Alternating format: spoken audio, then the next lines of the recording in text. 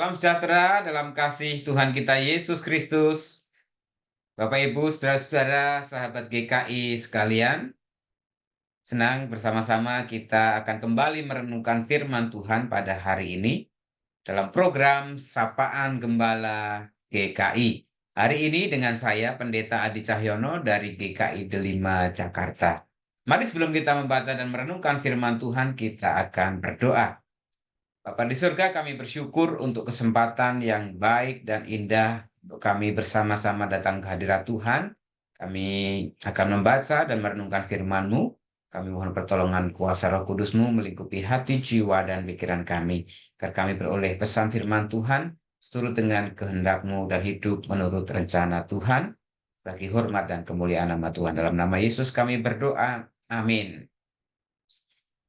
Sahabat GKI, saya akan membacakan firman Tuhan dari Matius pasal 28 ayat 11 sampai dengan 15.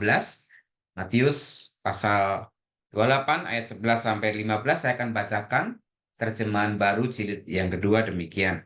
Sementara mereka di tengah jalan, datanglah beberapa orang dari penjaga itu ke kota dan memberitahukan segala yang terjadi itu kepada imam-imam kepala. Sesudah berkumpul dengan tua-tua, mereka mengambil keputusan lalu memberikan sejumlah besar uang kepada serdadu-serdadu itu dan berkata, "Kamu harus mengatakan bahwa murid-muridnya datang malam-malam dan mencurinya ketika kamu sedang tidur. Apabila hal ini terdengar oleh gubernur, kami akan berbicara dengan dia, sehingga kamu tidak mendapat kesulitan apa-apa." Mereka menerima uang itu dan berbuat seperti yang dipesankan kepada mereka. Cerita ini tersebar di antara orang Yahudi sampai hari ini. Demikianlah pembacaan firman Tuhan kita, dan saya mengajak merenungkan firman ini dengan tema seperti tertulis di dalam perikop ini, dusta mahkamah agama. Sahabat GKI sekalian, rangkaian peristiwa yang terjadi setelah Yesus bangkit nampaknya bukan hanya mengisahkan tentang para murid yang menyaksikan kubur kosong. Yang pertama-tama para perempuan atau para wanita, ada Maria Magdalena, ada Maria Ibu Yakobus, Salome, dan kemudian Yesus menampakkan diri kepada para murid sebelumnya Petrus membuktikan bahwa kubur kosong. Situasi itu sungguh membuat situasi yang dialami para murid semakin mencekam. Apalagi kita melihat tadi para pemuka agama, ahli-ahli Taurat, dan tua-tua yang notabene mereka adalah orang-orang tokoh intelektual yang membuat Yesus disalibkan, sedang membuat rumor atau hoax bahwa Yesus tidak bangkit. Yesus hilang, dicuri mayatnya oleh para murid. Berita ini direkayasa, diproduksi, dan disebarkan, bahkan para pemuka agama itu memberi uang suap kepada para prajurit supaya narasi Yesus bangkit itu adalah ketidakbenaran menurut mereka. Ibu bapak saudara kami yang kasih dalam Tuhan Yesus Kristus, apa yang saya ajak untuk kita perhatikan di sini bahwa ternyata para pemuka agama tua-tua yang berkonspirasi membuat Yesus sampai mati di kayu salib, memfitnah umat orang banyak, bahkan berkonspirasi dengan Pontius Pilatus yang membuat Yesus akhirnya disiksa, disalibkan, mati di Golgota. Tidak hanya berhenti sampai di situ. Mereka bahkan ketika Yesus tidak ada lagi dikubur, membuat berita palsu, hoax, bahwa Yesus dicuri para muridnya. Baik, saudara, apa yang saja kita perhatikan di sini bahwa para pemuka agama sedemikian rupa melakukan hal-hal itu, dan dikatakan di sana bahkan tersebar terus-menerus, berusaha untuk mematahkan apa yang menjadi ajaran Yesus, apa yang menjadi omongan Yesus ketika masih hidup. Yesus berulang kali memberikan ajaran-pengajaran bahwa dia akan mati, ditangkap, disalibkan, namun pada hari yang ketiga bangkit dari antara orang mati. Yesus juga mengatakan bahwa dia adalah Mesias, anak Allah yang dijanjikan, versi Matius. Inilah yang sebenarnya menjadi pemicu akar persoalan betapa pemuka-pemuka agama, imam-imam kepala itu begitu berdaya upaya menyingkirkan, bahkan membinasakan Yesus dengan cara disalibkan. Saudara, Matius dan Injil Markus menuliskan apa akar mereka, apa sebabnya mereka ternyata memiliki kebencian kepada Yesus, iri kepada Yesus, dengki kepada Yesus. Yesus begitu sangat luar biasa, memberikan banyak mujizat, pengajaran yang memberkati banyak orang. Bahkan banyak orang yang begitu bersimpati dan tertarik untuk menjadi pengikut Yesus. Puncaknya ketika Yesus menyucikan bait Allah di sana, para pemuka berusaha untuk akhirnya mencari cara menyingkirkan Yesus. Karena pundi-pundi ekonomi mereka disingkirkan ataupun dibubarkan oleh Yesus. Setoran mereka nggak dapat lagi.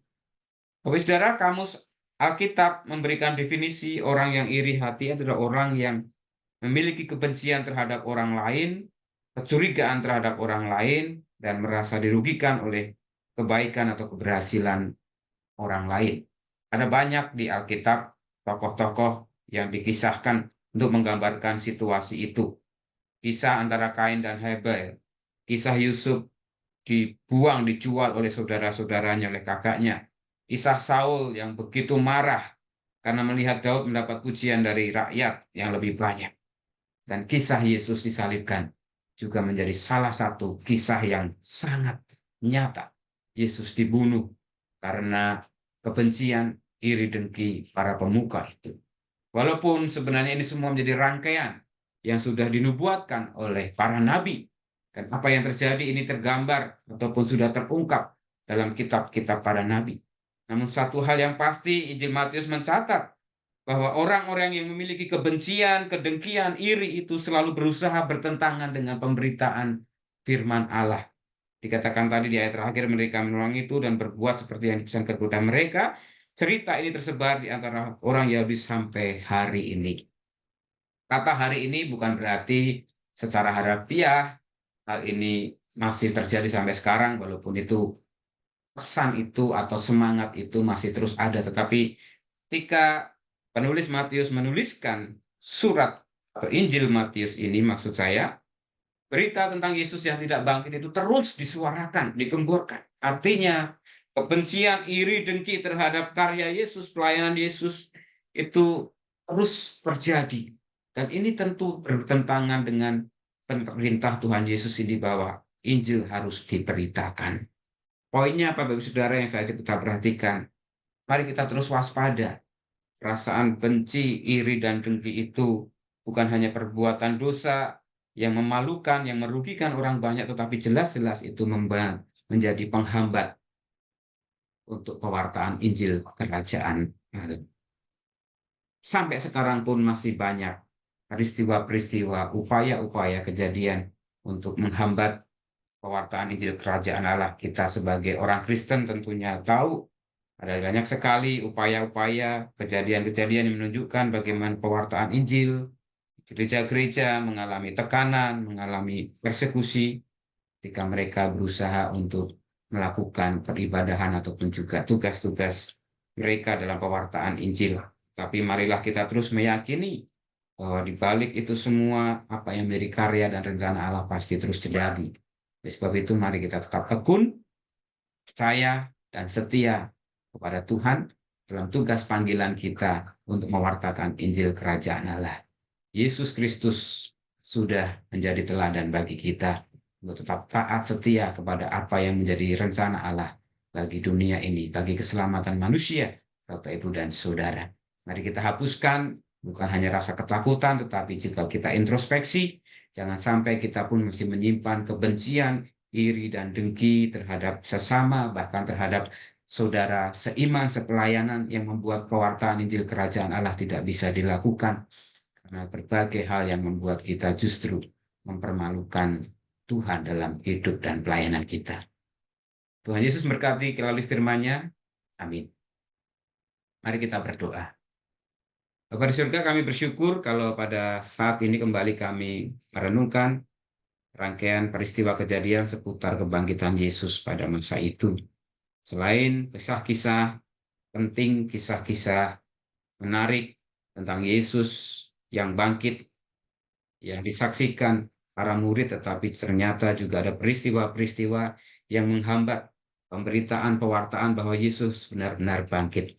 Yang ternyata itu berangkat dari situasi hati, perasaan yang dilingkupi dengan iri, dengki yang menimbulkan kebencian, bahkan daya upaya menghambat pewartaan Injil Kerajaan Allah. Ajar kami Tuhan untuk mewaspadai dan mengintrospeksi diri kami. Kami sebagai anak-anak-Mu, pengikut-Mu, bisa jadi kami pun masih terselip perasaan kebencian, iri, dengki terhadap berbagai situasi keadaan di sekitar kami, bahkan dalam karya pelayanan kami, sehingga itu menjadi penghambat dalam karya kerjaan pelayanan pekabaran Injil. Sucikan, layakkan kami Tuhan terus untuk menjadi saksi-saksi-Mu yang hidup melalui pemikiran, perkataan, dan perbuatan kami, agar nama Yesus terus dimuliakan, kasih Kristus terus diwartakan, dan nama Tuhan terus boleh dipermuliakan dalam karya kehidupan dan pelayanan kami. Dalam nama Tuhan Yesus Kristus, kami sudah berdoa. Amin. Demikianlah sapaan Gembala GKI pada saat ini.